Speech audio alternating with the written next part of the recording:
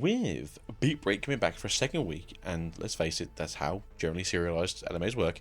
With the start of this week's episode, bring us back to the abandoned mall waterway where Rina and Wolvermon find a cold-hearted Asuka after we left him to drown in the inch of water that was underneath him. Makoto, who I've been informed is actually a boy, to which, when I told Mrs. Swiftly, said, "Yeah, I know," to which I replied, "So when you watched my video before I uploaded it to YouTube, you didn't want to say anything?" But I digress. Whom is using Chiropimon's tactical eye to spy on the now bloated Geckomon. Bloated, on what you ask? Why our protagonist, tomorrow. Leading back to where we left our dynamic duo. The beating of the Epauls, vibrantly flickering into the episode's title, Glowing Dawn, Geckomon wiggling his fingers, bracing for the fight with Haimon. Haimon reminding us of the relationship between predators and prey. A Geckomon doing their best Pokemon Unite Intellion impression, darting around the rafters, crashing down on the Haimon before kicking them away, and using Scorpion's "Get over here" to rope a Haimon. Scared, crying out that the Haimon who attacked Asuka was the one with the scar. After a short showboating from Geckomon, the Haimon with the scar stalks and pounces on Tamaro, pinning him down. After a small back and forth, we learn that the earringed Haimon was indeed the one who stole the Epauls from Hitomi, causing her to become cold-hearted. Cold-hearted doesn't really have like a good sounding genericness about it, so cold-hearted, cold heart. I don't know. They need to kind of like turn that into like a, this is what it's called and this is what you have. Tamara learns that it was his Epauls surging through her Saputamus that caused her to be endangered and thus attacked, causing him to doubt himself, losing his connection to Geckomon. Rina, sensing Haimon's intent to attack Geckomon, gets the jump with Wolvermon. Shooting at the scarred Haimon, angry, he threatens the Tamers and their Digimon. Raising his head high, his Saputamus starts to glow. Has his anger brought about a new Digivolution? Crystallized dust scatters across the screen, a shadow now looming behind Haimon, with a hole punched through the back, grasping at the Saputamus and clean through their chest. This dark, shadowy figure ripping out Haimon's Saputamus. For those of you who don't want to know who this Digimon is, you have 5 seconds to mute your speakers or skip past this section. 3, 2, 1. Gokumon causes Haimon's body to explode, knocking Tamaro away. When Chiropion tries to scan this mysterious Digimon, but his access to the database is denied. This mysterious Digimon stares at Tamaro, causing Geckomon to yell out for this mysterious Digimon to leave Tamaro alone. Feeling threatened, leaps headfirst at this mysterious Digimon. Kyo, thinking fast, catches Geckomon's face in the palm of his hands.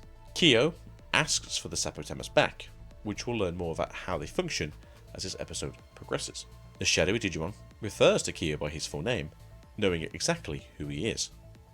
Kyo, on the other hand, remarks how he unfortunately doesn't know this Digimon, but then asks them to summon their owner, which, side note here, is kind of a scummy way to talk about the working partnership that Digimon have with Tamers. I'm not sure if this is something we're going to find out later, that the relationship thing with Digimon is more of a working partnership than it is a friendship-based partnership. And that's maybe what the whole thing about BEATBREAK is going to be about, essentially reforming friendships with Digimon. But we will find out in the near future. The mysterious Digimon flat out refuses, which, to be fair, when you hold all the cards, you can kind of be a dick, and so forth.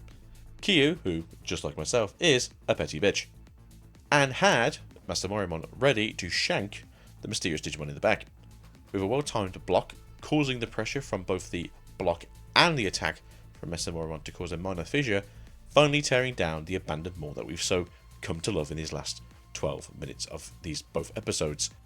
With the shadowy figure not wanting to waste more time, cracks a wormhole into the digital world and books it out of there because they are smart enough to know not to waste energy. Master Morimon, not happy with the current situation, wants to carry on the assault, but Kyo reminds him that tomorrow is the main priority. Currently blacked out. During said blackout, Tomorrow remembers a birthday from a much younger time. He seems to be in a high chair. Maybe it's just he's standing on a chair. I'm not too sure here. But I feel like he's possibly from his first birthday to his third birthday, depending on the situation. After the strange dream/memory, he has awoken in a place that makes his slightly sinking home look like a palace. He vaguely recalls last night thinking it was a dream. He grabs his glasses only to see a sleeping, upside down Gekomon dreaming of food to fill his big belly. I know how he feels. Rina and Pristinemon come into the room, giving a would-be hero a little bit of sass. Tamara goes to wash his face, and Makoto is told that Tamara has woken up and is happy to hear the news. Rina tells Tamara that Makoto is basically their slave, which, if you look at how the world is currently, well, it just might be true. Rina, still sassing our young protagonist, leads them outside, to which they are now formally introduced, and asks how they know who he is, to which Kyo, the master of Rarely Animated, tells them that they know Asuka, and has asked them to look after Tamara. Tamara, not sure who Kyo currently is, asks them to introduce himself, to which he introduces himself as the leader of the Glowing Dawn, explaining that they are basically the Men in Black to the Digimon crisis. Rina explains that the cleaners are tasked with getting rid of Digimon and are paid for their services. Kyo trying to change the subject asks Tamara what he'd like to eat, as it's been quite a while since they would have last eaten. We pan back to Gekomon, whose snot bubble pops, waking them up. Kyo prepares a dish that would be described as a mushroom omelette, but I'm sure it's considered a different dish in Japan. Gekomon helps themselves to food. The others seem a little perplexed by this, as Gekomon is eating human food. Tomorrow remembers the good times with Asuka, drawing himself inward, slowly getting more anxious as the members of the Glowing Dawn attempt to encourage Tomorrow into eating the food. Tomorrow, under the impression that Asuka's actually passed away, finally lashes out, wondering why they can all act so calm. Gekomon finding Tomorrow's outburst to be a jab at him, telling Tomorrow off and should eat with him. Kyo calmly explains that Cold Heart doesn't actually kill those inflicted with it, and takes Tomorrow to the World Union Health Hospital to see Asuka. Kyo explains to Tomorrow his side of what's going on. The music in this scene gives me a vibe that Kyo shouldn't be trusted, but with how odd Toei and Bandai is with their sound progression, it might be more an overall tone of the hospital than this intimate scene, which we have a whole season to play. Is Kyo actually a bad guy? Asuka sitting rigidly in his hospital bed, Tamara rushes over to greet them, only to be left with what could be called a husk of themselves. Locked-in syndrome meets frostbite. Kyo explains that as long as the Sapatamus that the big monkey has stolen isn't destroyed, there's still a chance for Asuka to fully recover. Tamara, now wanting a way to find the big monkey, asks Kyo if he knows anything about it. Unfortunately, Kyo is as much in the dark about this Digimon as Tamara is. But as cleaners, they do stumble onto information from time to time. Tamara, furious that Kyo would ask him to join the cleaners, Kyo remarks that he is more than welcome to follow any other leads that he might have. Tamara, understandably annoyed, leaves. Back at the Shandy house, Tamara is looking at the family portrait, feeling alone, when Gekomon slams into the window. Surprised that Gekomon found him, but Tamara has nowhere else to go, it isn't really much of a stab in the dark. But for argument's sake, let's just say that Gekomon basically has GPS based on Tamara's e-pulse. Gekomon, who's still hungry for e-pulse, is told that the food should be enough, to which he explains that food doesn't work in the same way e-pulse does. Gekomon then shoves his Sapatama into Tamara's face, leaving Tamara a bit agitated. When questioned why should he have to look after Gekomon, Gekomon replies, "Well, you did give birth to me, didn't you?" To which Tamara replies, "You being born is your problem, not mine. Far for the ear, people."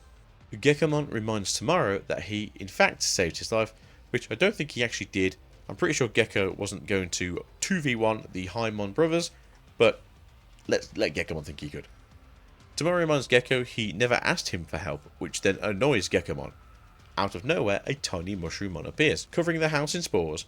A strange group of bowl cuts cover the back door, proclaiming to be the cleaners of justice, the Kinoko gang.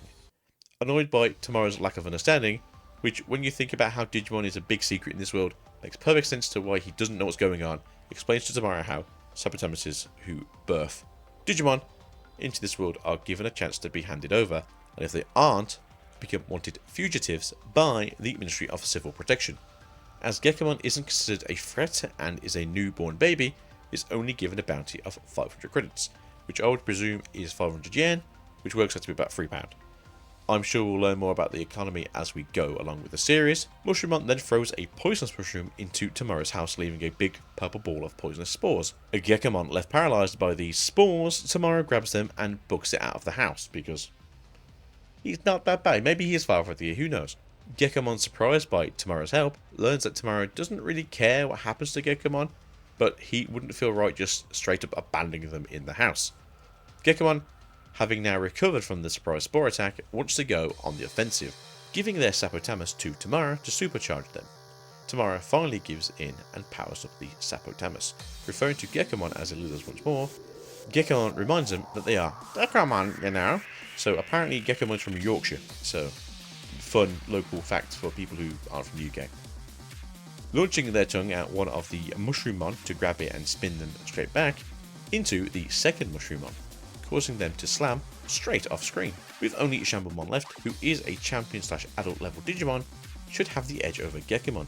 Unleashes another spore type attack, this time acting more like Leech Seed and draining E-Pulse from anyone affected by the spores.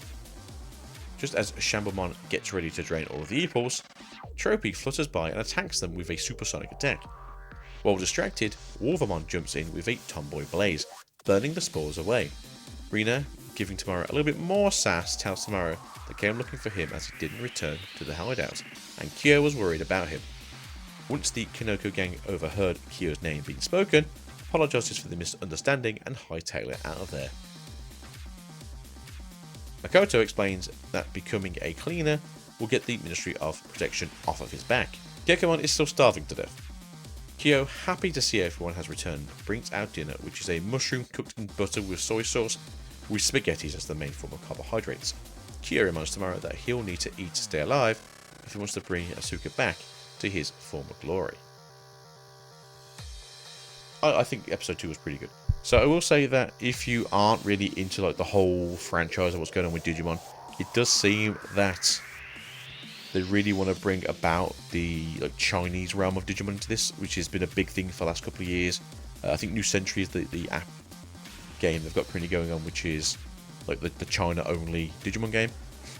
And for those of you who don't really know much about it, like the artist is just doing like a whole like Journey to the West thing, where the scary spooky shadow Digimon is, I wouldn't say like a main guy, but he's part of like the mythology of this line, and with Shangri-La also being part of like episode 1, it kind of makes sense that they are kind of drag, I think it's Shambhala is the realm of that Digimon realm, into this media. You kind of get a little bit of it in Time Stranger. It's what the devices are now based around as of like this year. So yeah, like I'm looking forward to seeing more of the Chinese influenced Digimon come into Zeitgeist, I suppose you can say. Thank you for being here. If you're watching this, I do appreciate it. Again, I don't really want to be doing these videos like the day after it comes out. I do want you guys to go watch it and then come here and go, oh, that was really interesting, I didn't notice that, or oh, you know you took it that way. It's a good way to think, like, damn, these people are dicks. But overall, thank you for being here. I do appreciate it. If you're not subscribed to the channel, please subscribe. If you like the content, please like the content. If you are just passing by and it's on autoplay and you hear my smooth voice, again, leave a like, comment, subscribe. And if you like Gekomon can say bye everyone. See you soon. But yeah, catch you guys next time. Mwah!